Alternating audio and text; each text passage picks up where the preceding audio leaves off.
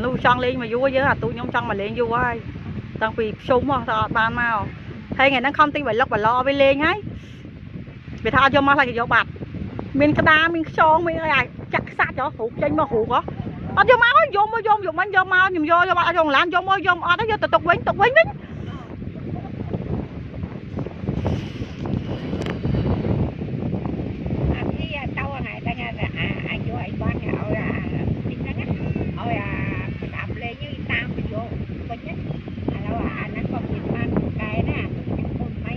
chăng à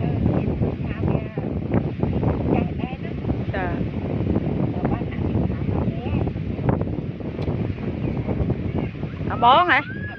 bó sậy phở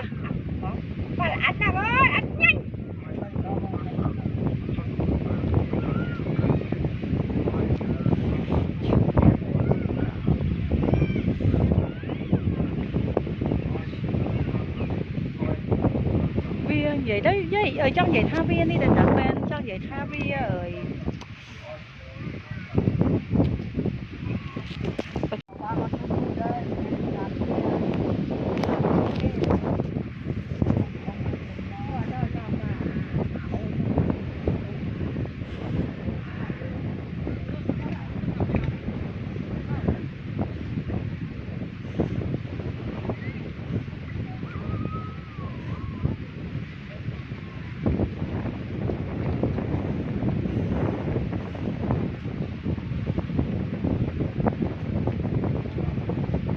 anh nu chọn lên mà vui với tụi nhóm chọn mà lên vui ai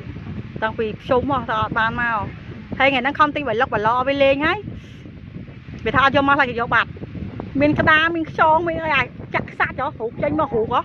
ở cho máu dùng anh vô mau nhầm vô cho bạn dùng lan vô môi dùng ở đó vô tục quýnh đấy